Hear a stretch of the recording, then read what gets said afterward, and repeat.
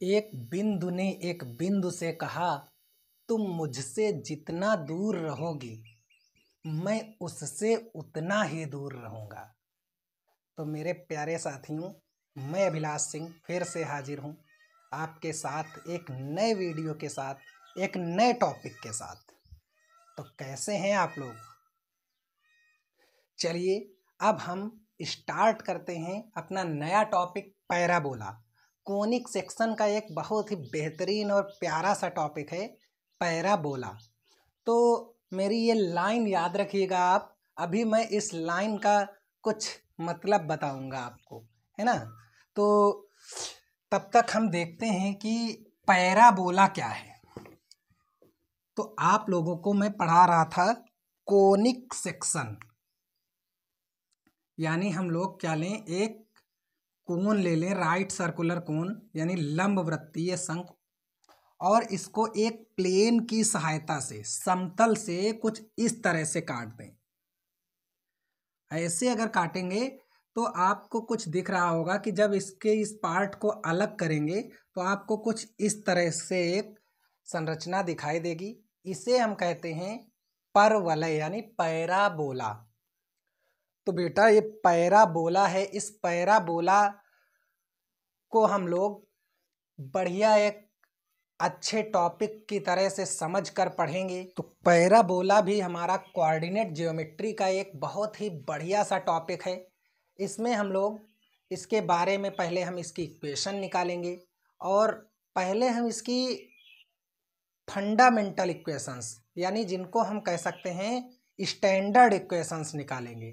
Standard देखिए, पहले जब हम लोग पढ़ाई करते हैं, कोई भी चीज़ पढ़ते हैं, तो सबसे पहले हम उसके स्टैंडर्ड फॉर्म को पढ़ते हैं। स्टैंडर्ड फॉर्म्स का सॉल्यूशन भी थोड़ा इजी होता है ना। तो चलिए देखते हैं कि पैराबोला है क्या और वो कैसे हमें मिलेगा। तो बेटा पैराबोला क्या चाहिए? पैराबोला अगर हमें बनाना है तो हमें सबसे पहले क्या चाहिए? एक फिक्स्ड पॉइंट चाहिए। कैसा चाहिए? Fix point. फिक्स्ड पॉइंट चाहिए। और हमें क्या चाहिए? एक फिक्स्ड लाइन चाहिए। ये हमारी फिक्स्ड लाइन हो गई। तो अब हमने क्या कहा था कि तुम मुझसे जितना दूर रहोगे मैं उससे उतना ही दूर रहूँगा। ये एक बिंदु ने कहा था। तो यानी अगर एक हम बिंदु ऐसा ले लें, ये तो फिक्स है और ये लाइन भी फिक्स है। एक ऐसा बिंदु ले लूँ मैं जिसकी डिस्टेंस इससे और इससे बिल्कुल बराबर हो। तो जैसे मैं क्या करूं, एक तो आप देख रहे होंगे कि इसके बीचों बीच में बिल्कुल यहाँ पर मैं एक पॉइंट ले सकता हूं। तो यहाँ पर जब मैंने एक बिंदु ले लिया, अब इस बिंदु को हम मूव भी करा सकते हैं। अब ध्यान से समझिए, जैसे ये मान लीजिए एक रास्ता है और ये तुम्हारा घर है, और तुम्हारे घर में एक छोटा सा बच्चा है, उसको आप कहीं जाने नहीं देना चाहते हैं। तो उसके ऊपर आपने क्या कहा? उसके ऊपर प्रतिबंध लगा दिया, कहा कि ये तुम्हारा घर है और ये रास्ता है। तुमने क्या कहा कि तुम बेटा इस घर से जितनी दूरी पे रहोगे उतनी ही दूरी पर तुम्हें इस रास्ते से भी रहना है। मतलब अगर ये डिस्टेंस जितनी है उतनी ही डिस्टेंस इस लाइन से भी होनी चाहिए। तो मैं इस तरह से अगर ऐसे पॉइंट्स लेता चला जाऊं जो कि क्या कर रहे हैं हमारे इस, जैसे यहाँ से मैं यहाँ की ले लूँ तो ये डिस्टेंस यहाँ से इसके बराबर सेम हो जाए। जैसे मैं यहाँ से कोई यहाँ ले लूँ तो ये डिस्टेंस और ये डिस्टेंस सेम हो जाए। इसी तरह से क्या ये पॉइंट्स इधर भी आ सकते हैं? बिल्कुल आ सकते हैं। तो जब मैं इन पॉइंट्स को ज्वाइन करूँगा तो हमको एक वक्र मिलेगा जिसको मैं कहूँगा पैराबोला। यही क्या है? परवलय है। तो ये हो गया हमारा परवलय। अब थोड़ा सा इसकी कहानी आपके माइंड में आ चुकी होगी। तो हम इस फिक्स्ड पॉइंट, जो हमारा ये फिक्स्ड पॉइंट है, इसको एफ से दिखा सकते हैं और इसको बोलते हैं फोकस। क्या बोलते हैं? फोकस। इसको हिंदी में ना भी बोलते हैं, परवलय की ना भी। इसी तरह से ये जो हमारी लाइन है, फिक्स्ड लाइन, इसको बोलते हैं डायरेक्ट्रिक्स। डायरेक्ट्रिक्स यानी नियता, इसको बोलते हैं नियता। तो हमारे पास एक डायरेक्ट्रिक्स होनी चाहिए, एक फिक्स्ड पॉइंट होना चाहिए। अच्छा, मैं ये मान करके चल रहा हूँ कि ये जो हमारा पॉइंट था पहले वो क्या था, 0,0 था। मैं इस तरह से मान करके चल रहा हूँ। अब मैं इसकी इक्वेशन फाइंड करने की कोशिश करूँगा।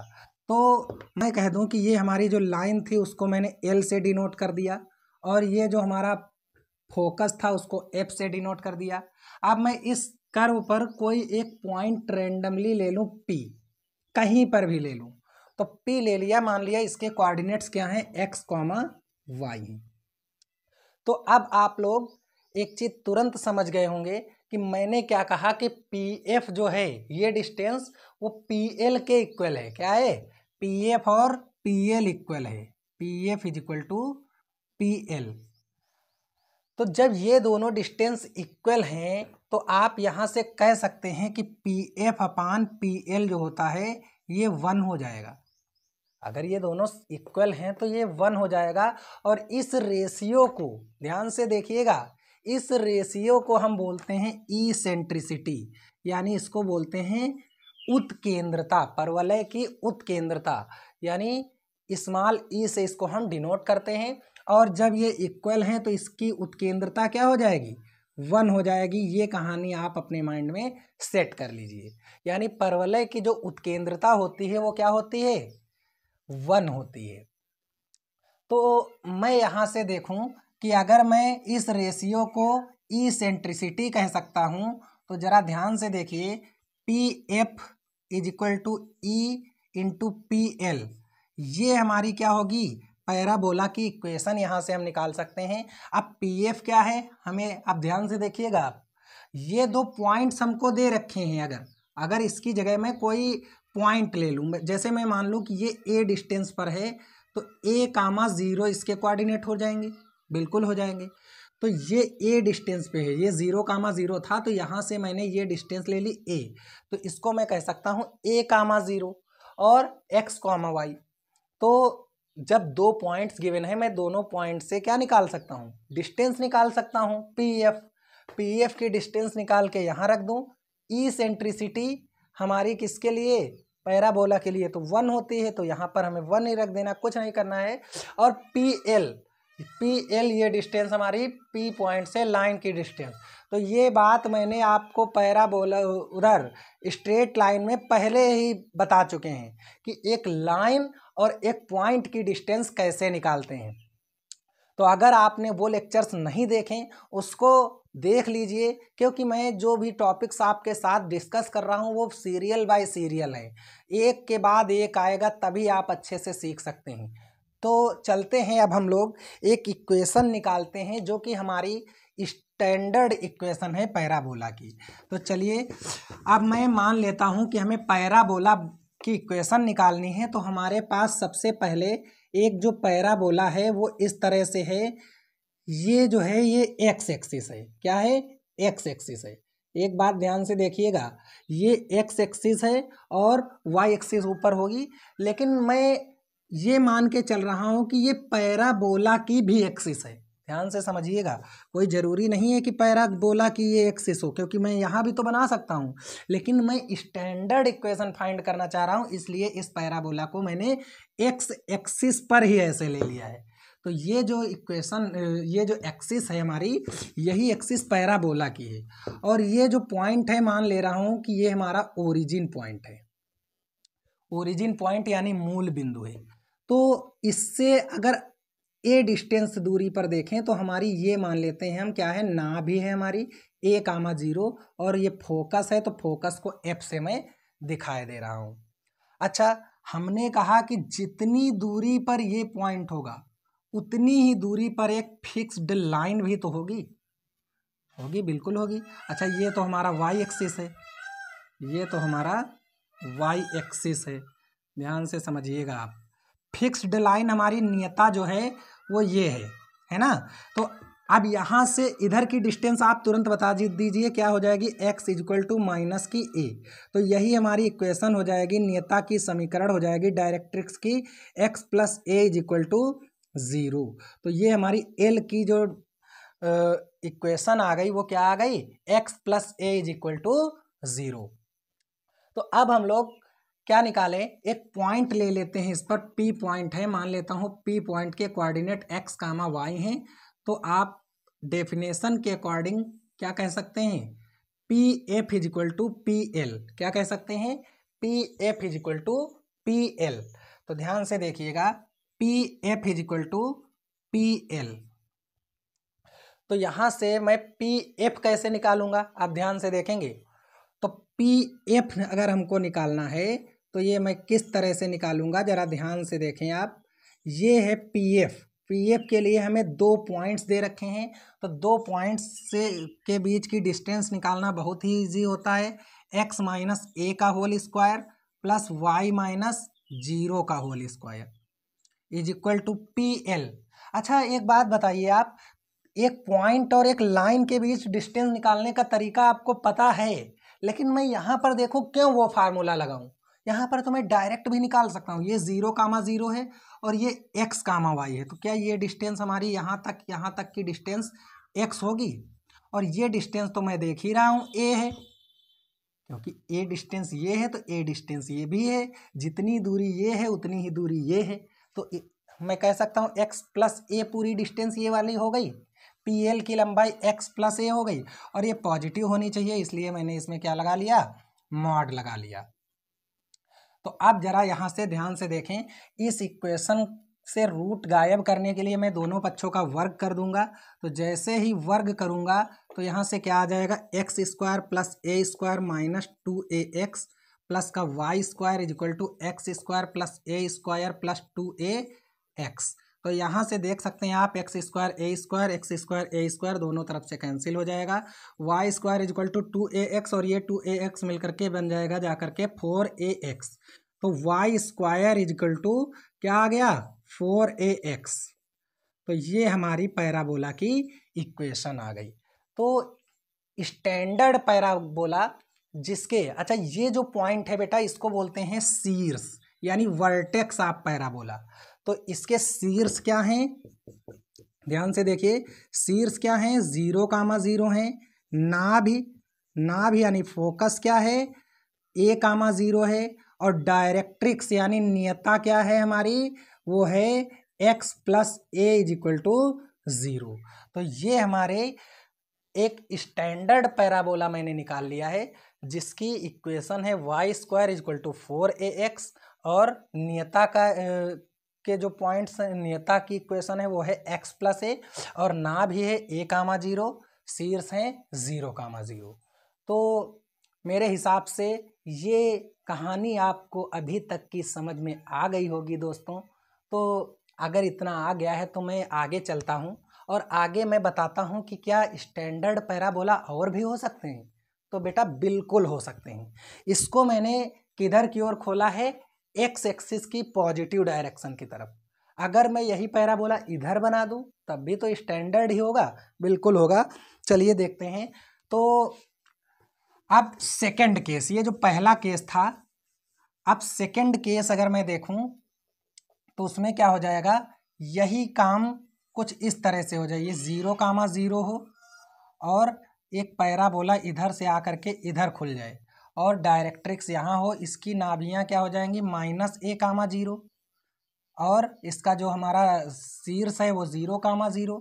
अब इसमें x इज इक्वल टू ए हो जाएगा ना, तो इक्वेशन इसकी क्या हो जाएगी, x minus a is equal to 0। तो बेटा जब इसको आप सॉल्व करेंगे तो इसकी स्टैंडर्ड इक्वेशन निकल करके आएगी y square is equal to minus का 4ax। इसी तरह से अगर मैं एक थर्ड केस देखूं तो थर्ड केस में क्या आ जाएगा, उसमें आ जाएगा हमारा एक पैराबोला इस तरह से खुल जाए वाई एक्सिस पर, किधर, वाई एक्सिस पे, वाई एक्सिस की पॉजिटिव डायरेक्शन में इस तरह से खुल जाए, और ये भी क्या हो, 0,0 इसके शीर्ष हों, और अब इसकी नाभि जो हो जाए वो क्या हो जाए, 0,a, और यहाँ से इसकी डायरेक्ट्रिक्स आ जाएगी। तो इसमें क्या आ जाएगा, y इज इक्वल टू, अब इसकी डायरेक्ट्रिक्स क्या आ जाएगी, यहाँ से y इज इक्वल टू क्या है, माइनस का a आएगी यहाँ से, तो y is equal to minus a आएगा, तो डायरेक्ट्रिक्स की इक्वेशन हो जाएगी y plus a is equal to 0। तो इस इक्वेशन, इस पैराबोला के लिए जब आप स्टैंडर्ड इक्वेशन निकालेंगे तो कुछ इस तरह से निकल करके आएगी, x square is equal to 4ay। अब यहाँ से हम चौथा केस देख लेते हैं क्या होता है। एक पैराबोला मेरा कुछ इस तरीके से भी बनाया जा सकता है कि वो नीचे की ओर यानी वाई एक्सिस की नेगेटिव डायरेक्शन में खुले और उसकी डायरेक्ट्रिक्स जो हो जाएगी वो क्या हो जाएगी, y is equal to plus का a, तो y minus a is equal to 0 हो जाएगी। तो यहाँ से इसके शीर्ष 0,0 हैं और यहाँ से इसके जो हमारी फोकस है ना भी है उसको मैं क्या कर सकता हूँ 0,-a। तो जब ऐसी कंडीशन आएगी तो इसके लिए बेटा इक्वेशन निकल करके आती है x square is equal to minus का 4ay। तो मेरे हिसाब से आप इन स्टैंडर्ड पैराबोलाज के चारों तरीकों को आप समझ चुके होंगे। अब मैं थोड़ी सी बात कर लेता हूँ कि पैराबोला की जो डायरेक्ट्रिक्स है, या मैं बात करता हूँ कि पैराबोला में और भी क्या क्या पॉइंट्स होते हैं। तो देखिए, हम एक पैराबोला बनाते हैं। चलिए मानते हैं हमारे पास ये एक पैराबोला है। अब इसके जो शीर्ष हैं वो 0,0 हैं। अच्छा, जैसे आपने सर्कल में देखा होगा, अगर हम इसकी सरकमफ्रेंस पर कोई दो पॉइंट ले लें और इनको ज्वाइन कर दें तो इसको हम कॉर्ड कहते हैं। इसी तरह से अगर मैं इस पैराबोला पर कोई भी दो पॉइंट ले लूं और उनको ऐसे मिला दूं तो वो भी क्या कहलाती है, पैराबोला की कॉर्ड कहलाती है ना। तो अब हम लोग क्या करें, देखें कि इसमें एक स्पेशल कॉर्ड होती है और जो इस पर क्या हो, इस एक्स एक्सिस या पैराबोला की एक्सिस बोल लें, कोई ज़रूरी नहीं एक्स एक्सिस हो, पैराबोला की एक्सिस पर क्या हो, परपेंडिकुलर हो। तो अगर कोई ऐसे परपेंडिकुलर्स हैं तो इनको हम बोलते हैं डबल ऑर्डिनेट्स। क्या बोलते हैं, डबल ऑर्डिनेट्स, यानी दिक् को ज्याएं। अच्छा आप बताएं, अगर इसके बीच में मेरे पास एक पॉइंट भी तो है फोकस a,0, अगर हमारे पास कोई ऐसी डबल ऑर्डिनेट हो जो कहाँ से होकर जाए, हमारे फोकस a,0 से होकर के जाए, तो इस स्पेशल डबल ऑर्डिनेट को हम बोलते हैं लेटस रेक्टम।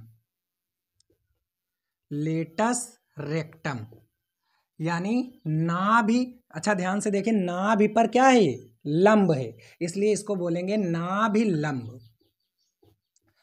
तो अब हम लोग देखते हैं कि इस नाभि लंब की लंबाई कैसे निकाली जाती है। तो नाभि लंब की लंबाई निकालने के कई मेथड्स हो सकते हैं। चलिए मैं एक सबसे बेसिक मेथड यूज़ करता हूँ। जैसे मैं मान लेता हूँ कि हमारे पास ये पैराबोला है और उसके जो शीर्ष हैं वो 0,0 हैं और फोकस a,0 है और इसमें एक लेटस रेक्टम है। इसके हमें क्या निकालना है, लेंथ क्या होती है, इसकी लेंथ हमको फाइंड करनी है। तो बेटा इसकी लेंथ को हम फाइंड कर सकते हैं कई तरीकों से। ध्यान से देखें, जैसे मैं कह लूँ कि हमारे पास एक पैराबोला है। अच्छा ये बताएं कि ये जो पॉइंट है, क्या यहाँ मैं कह सकता हूँ कि x की डिस्टेंस a ही होगी और y की डिस्टेंस जो भी हो वो तो हमें नहीं पता है ना। x डिस्टेंस, x कोऑर्डिनेट यहाँ पर a ही होगा, यहाँ भी a ही होगा, तो x कोऑर्डिनेट a होगा, y हमको नहीं पता। पर मुझे ये जरूर पता कि ये दोनों पॉइंट्स इस पैराबोला पर लाई कर रहे हैं। अगर इस पैराबोला पर लाई कर रहे हैं तो इस पैराबोला की इक्वेशन मैंने निकाली थी y square is equal to 4ax। तो क्या मैं x की जगह a पुट कर सकता हूँ? बिल्कुल। तो यहाँ पर जैसे ही मैंने रख लिया y square is equal to 4a और x की जगह a रखा तो स्क्वायर हो गया, तो y की वैल्यू निकल करके आ गई +-2a, +-2a। तो मेरे प्यारे दोस्त, y की वैल्यू यहाँ से एक आ जाएगी पॉजिटिव प्लस की 2a और एक यहाँ आ जाएगी माइनस की 2a। तो यहाँ से आप देख भी रहे हैं माइनस में होनी चाहिए। अब आपको 2 पॉइंट्स मिल गए हैं, आपको 2 पॉइंट्स मिल गए हैं, दोनों पॉइंट्स के बीच की डिस्टेंस को ही तो कह सकते हैं हम नाभिलंब है, यानी लेटस रेक्टम की लेंथ है। तो बेटा आप देखें वाई एक्सिस पे हम +2a चले हैं और एक्स एक्सिस पे हम -2a चले हैं, लेकिन हमें अगर लेंथ निकालनी है तो इन दोनों को ऐड करेंगे। 2a मिल करके क्या बन जाएगा, तो क्या बन जाएगा, लेंथ ऑफ लेटस रेक्टम क्या हो जाएगी हमारी 2a इक्वल टू 4a, यानी नाभिलंब की लंबाई जो हो जाएगी वो क्या हो जाएगी, 4a हो जाएगी, 4a हो जाएगी। तो ये आप बहुत ही इजीली सीख चुके होंगे। इसे हम एक और बेस्ट तरीके से निकाल सकते हैं। चलिए देखते हैं वो कौन सा मेथड है। अच्छा, मैंने बताया कि यहाँ पर हमारी एक डायरेक्ट्रिक्स होती है। क्या होती है, डायरेक्ट्रिक्स यानी नियता। अच्छा, आप इतना जरूर जानते होंगे कि ये डिस्टेंस a है, अगर 0 से a, 0 है। अब मैं इन पॉइंट्स का इनका यूज कर ही नहीं रहा हूँ, कोई एक बढ़िया सा दूसरा मेथड निकालने की कोशिश कर रहा हूँ। बस ये जानता हूँ कि ये क्या है, हमारा नाभिलंब है।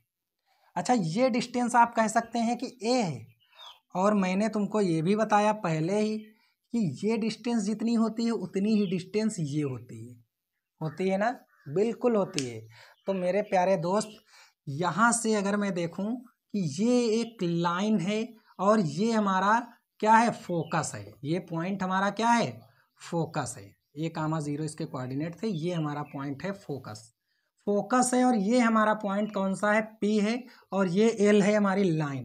तो मैंने जैसे ही आपको पैराबोला पढ़ाया है उसमें तुरंत आपको यही बताया कि PF जो होता है वो PL के इक्वल होता है। तो यहाँ से PL की डिस्टेंस आपको साफ साफ दिख रही होगी कि ये क्या है, A और A।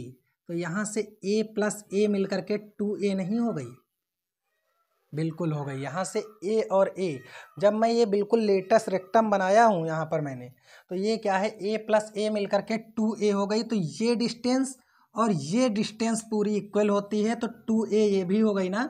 अच्छा, अब आप देख ही रहे हैं कि ये क्या है, 2A है, तो ये भी 2A होगी क्योंकि इस पर लंब है। जैसे ये 2A ये भी हो गई, दोनों को ऐड कर लीजिए आप, 4A निकल आएगी। तो भैया ये है, अगर आप कॉन्सेप्ट वाइज मैथ पढ़ेंगे तो आपको बिल्कुल मैथ पढ़ने में मज़ा भी आएगी और साथ साथ आपको उसमें इंटरेस्ट भी जगेगा, है ना। तो आप लोग अच्छे से पढ़ाई करते रहिए और इस कीमती समय का फ़ायदा उठाइए। अगर आपको ये वीडियो अच्छी लगी हो तो इसे लाइक, शेयर और सब्सक्राइब करिए।